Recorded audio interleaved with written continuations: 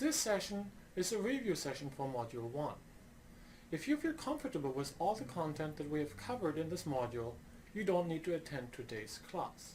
What I want you to do in that case is simply go to the Coursera site and test yourself on the practice problem that we have posted there.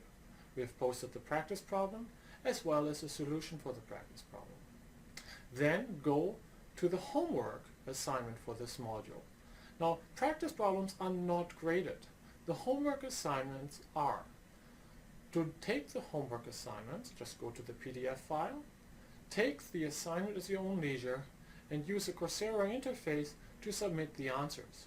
Those will be auto-graded, and that's going to be part of your overall score for this course. The purpose of today's session is to review the content of this module and to help you practice solving problems. We will do this at the end of each module. Now, these sessions will take a little longer because I'm going to review a lot of content, and so please be prepared that this is not going to take the usual 10 minutes, but it might take longer than this. You can fast forward, you can skip, and as I said, if you feel comfortable with all the material, today's class is entirely optional to you. Here's how we're going to do this. I will post a problem to you in the usual lecture format that we have had all through this module, and you're going to test yourself taking these questions. Simply pause the video and just crunch through the question. Once you're ready to see the answer, fast forward and look at how I am going to solve the problem. We do this for typically 2, 3, 4 questions per module, and again, that's there to give you feedback and to improve your learning. Think of this really like a TA office hours or a recitation session at a regular university curriculum. Let's move to the first question. The question describes a situation of a caregiver who is infusing electrolytes to patients or to athletes. Please don't think about cycling, doping, and Lance Armstrong here. Is infusing electrolytes using 5 steps, 5 activities, and you see the processing times per athlete or per patient over here to the right. It's not that there are 5 workers in this process. In fact, there are only 3 nurses. And the first nurse does activity 1 and 2, the second nurse does activity 3, and the third nurse does activities 4 and 5. What I suggest we do is you just pause the video here, and whenever you're ready, you get a sense of how I'm going to solve the problems, but you really get much more out of this exercise if you try to tackle these questions here, questions 1 to 7, on your own. Okay, so pause me here, and whenever you're ready, press on play on the monitor again. Now, the way I want you to get started with this process analysis, and really with almost all process analysis that I can think of, is draw the process flow diagram. This is a process that ultimately has 3 resources: first nurse, second nurse, and third nurse. The first nurse has a processing time of 20 minutes per customer or per athlete. That is because there are 2 activities, one taking 7 and one taking 13 minutes. The second step has a 12-minute processing time, and the third one has a total processing time of 35 minutes. So where is the bottleneck? To find the bottleneck, we have to look for the resource with the smallest capacity. That would be 1 over 20, 1 over 12, and 1 over 35. And so we see that the third step is going to be the bottleneck. Again, we find the bottleneck by looking at the resource with the lowest capacity. It's also in this case the resource with the longest processing time, but be careful if we had 2 nurses or 3 nurses being staffed at the last step here, this would have the longest processing time, but it would still not be the bottleneck. So go for the lowest capacity to find the bottleneck. Now, what is the process utilization here? What is the utilization of this entire process, assuming, as you could see on the previous slide, assuming that we have unlimited demand?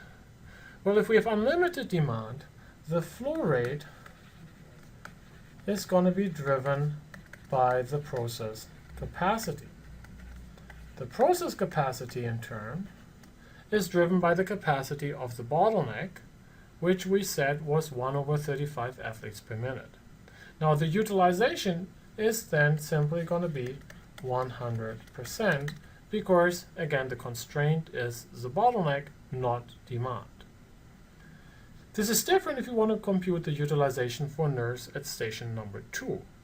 For station number 2, we look at the utilization as a ratio between the flow rate and the capacity. The flow rate and the capacity are as follows. The flow rate, we just said, well, look, unlimited demand, we can only get patients through the process at a flow of 1 patient every 35 minutes, and we divide this by the capacity at station 2, which is 1/12 athletes per minute, and that gets me a 12 divided by 35. That is going to be my utilization. What is the cycle time? Now remember, the cycle time is 1 over the flow rate. It is measuring at what pace or in what intervals athletes are leaving the process. And so you can see here by just looking at the processing times that there's an athlete coming out here, assuming unlimited demand, every 35 minutes. More formally, we said that the cycle time was 1 over the flow rate. Our flow rate was 1/35, and so our cycle time is 35 minutes between customers. What is the idle time per unit at nurse number 1? Remember, the idle time at a resource is the difference between the cycle time and the processing time. So the processing time, this here PRT stands for processing time. So the cycle time here we said is 35. We have a, the cycle time here is 35. We have a processing time of 20. And so that gives us 15 minutes between customers as the idle time at nurse number 1. The average labor utilization, remember the average labor utilization is the ratio between the labor content and the labor content plus all the idle time.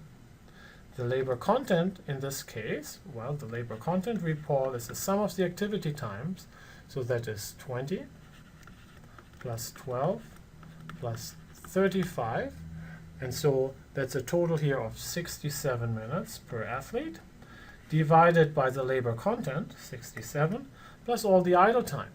Well, there is idle time at station 1, which we already found as 15 minutes, and then there's idle time at station 2, which we can find as 23 minutes. Why 23 minutes? Because we have a cycle time of 35.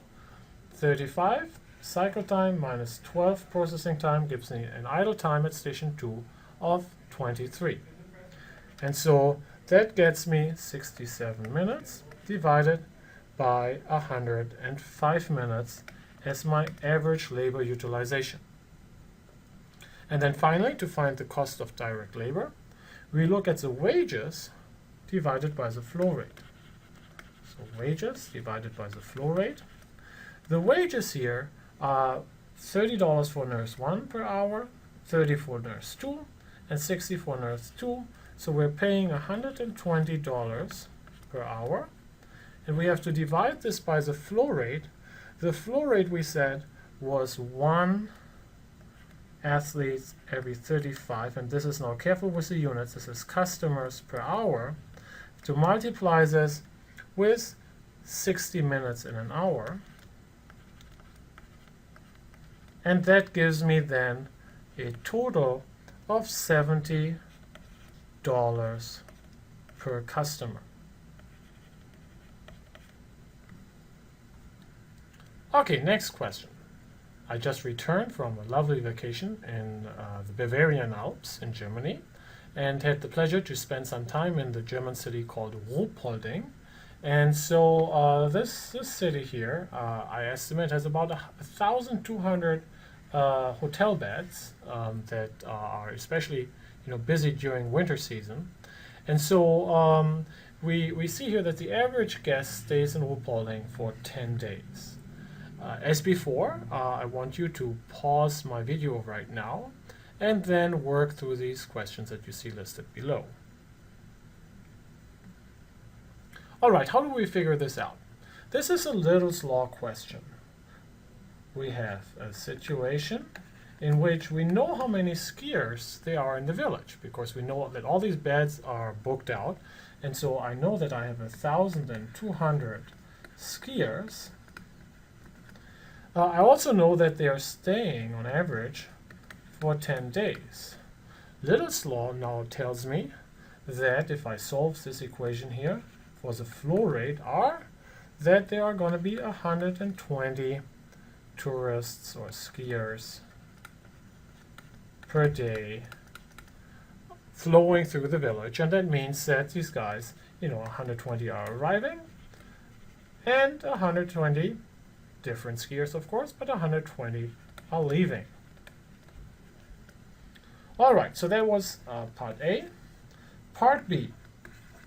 So let's figure out the revenues of the local restaurants here. Let's figure out their revenues, and for that we have to keep in mind that every day there are, as we figured out just under part A, there are 120 guests per day that are arriving, and so these folks, the question indicates, are spending $50 per night. Now there are another 1,080, so those are the 1,200 minus the 120. There are 1,080 people. Why do I say patients? Hopefully they're skiers and won't become patients. 1,080 skiers, and these people are staying, going out for dinner, but it's not their first dinner, so they're only paying $30. And so if you add this up, you're going to get $38,400 per day. Now, how does this change when the business change when the shorter stay of the skier kicks in? Well, inventory equals flow rate times flow time. The place continues to be booked out, so you have 1,200 skiers, but now the T here is going to go down to 5 days, and that means that the flow rate every day now there are 240 people coming to the village. And that's actually good for the restaurants, right? Because you now have 240 skiers come and spend $50, plus now 1,200 minus the 240, 960 skiers who are on their non-first evening, and they continue to spend $30, and that is now a higher number, and according to my math, that gets me $40,800 per day. So the extra revenue that we're going to get here is we're going to get an extra of $2,400 per day extra. There's another way that you can see this, by the way. If you think about the dollars per night, if you think about the old world, a guest would give you $50 on their first night, and then for 9 days it would give you $30, so 9 times 30, and so that gives you a total then of $320.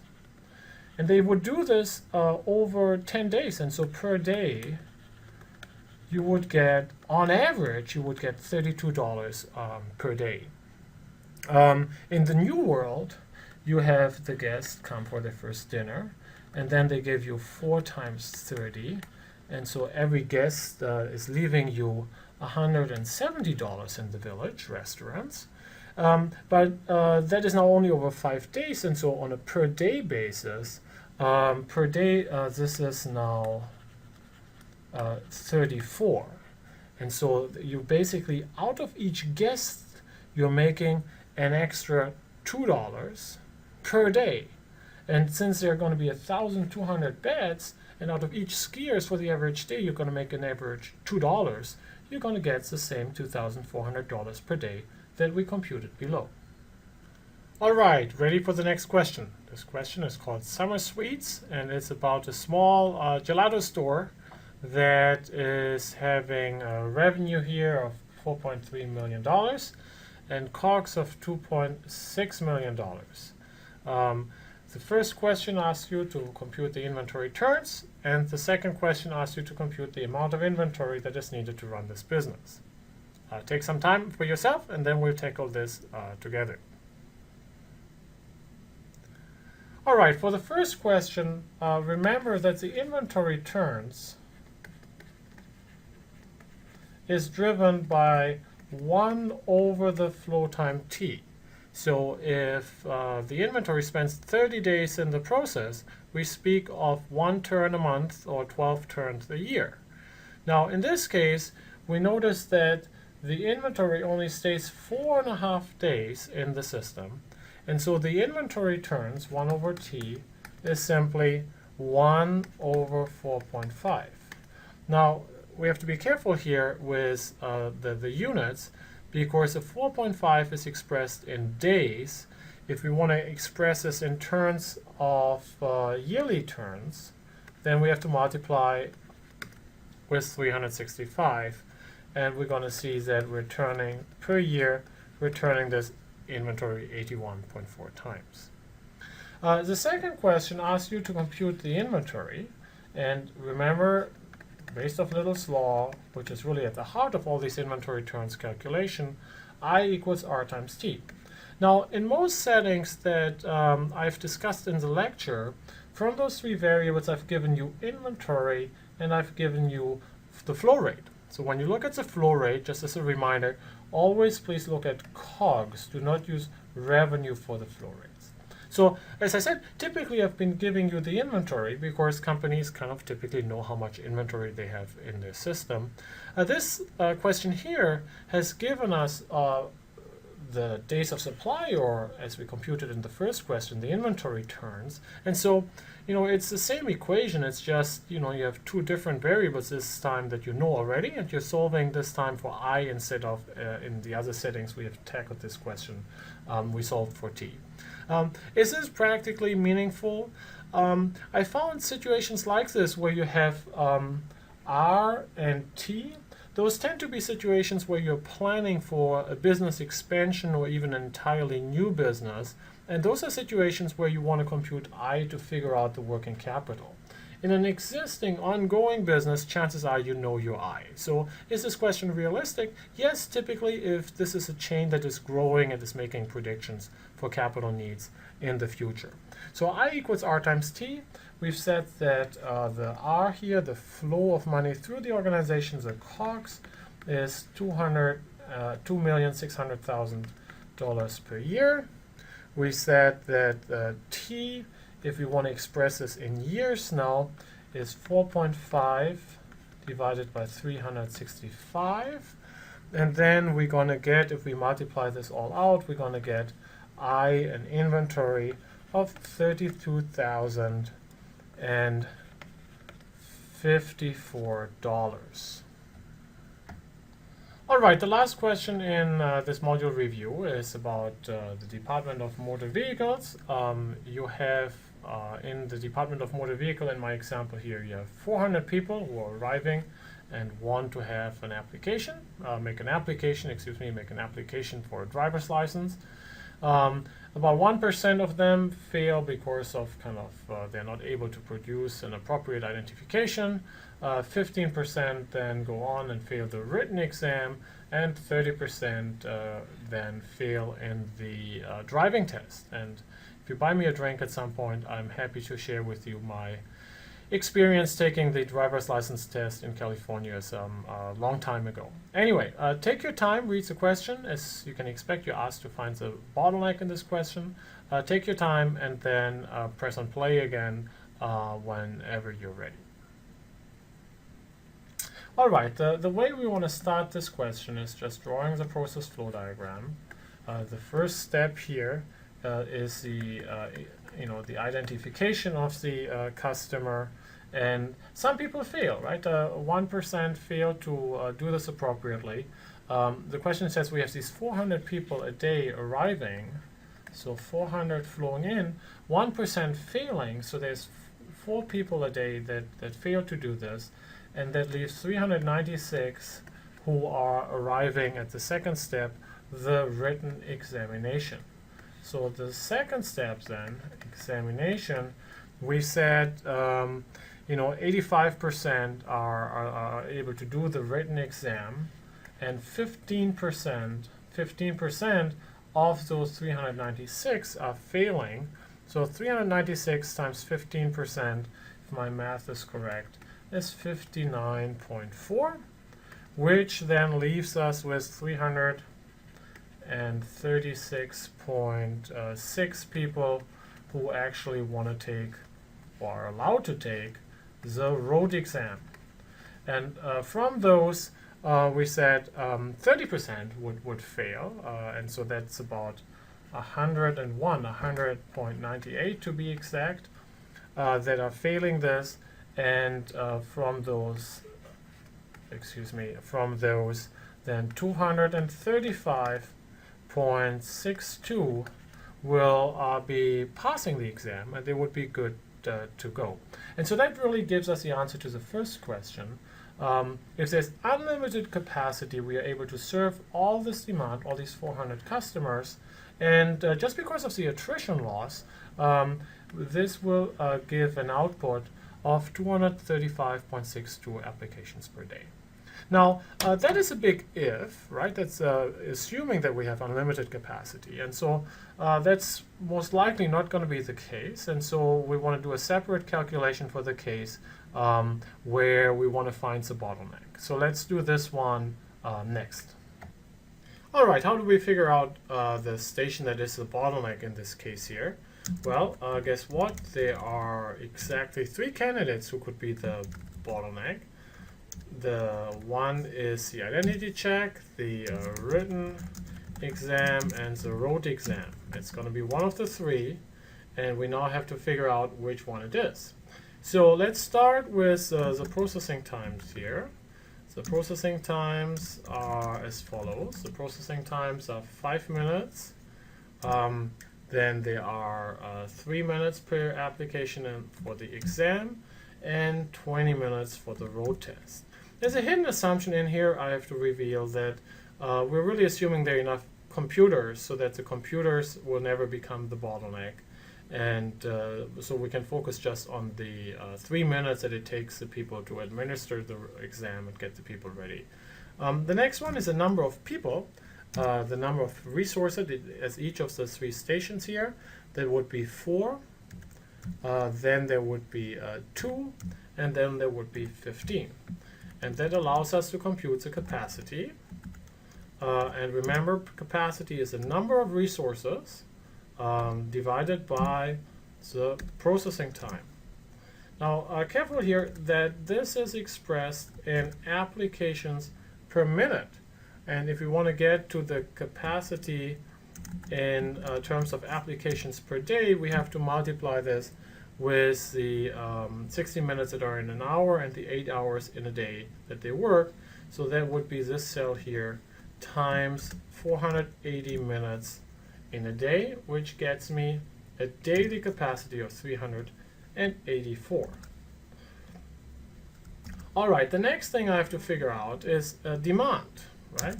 So demand is, we know, for the identity check, there are 400 people showing up to get their demand checked, identity checked. We have on the process flow diagram a moment ago identified that there will be 396 coming to the written exam, and then because of failure in the written exam, there will be 336.6 people showing up for the road test. Okay? And so that allows us now to compute an implied utilization. Remember the implied utilization as the ratio between demand and the capacity. And that is 104% here, 123% here, and 93% at the last step. So you might now say, well, look, wait a minute. The identity, the capacity shortage at the identity check is really keeping the flow from these people to the written exam, because you have already a capacity constraint upstream to the written exam, that doesn't matter for the implied utilization. The implied utilization is demand by capacity, and the most binding constraint on this process is where the implied utilization is at its highest, and you see that that is at the written exam. So this is going to be the constraint on the system. That means that the system can only handle 320 applications per day that are going to be processed at the written exam.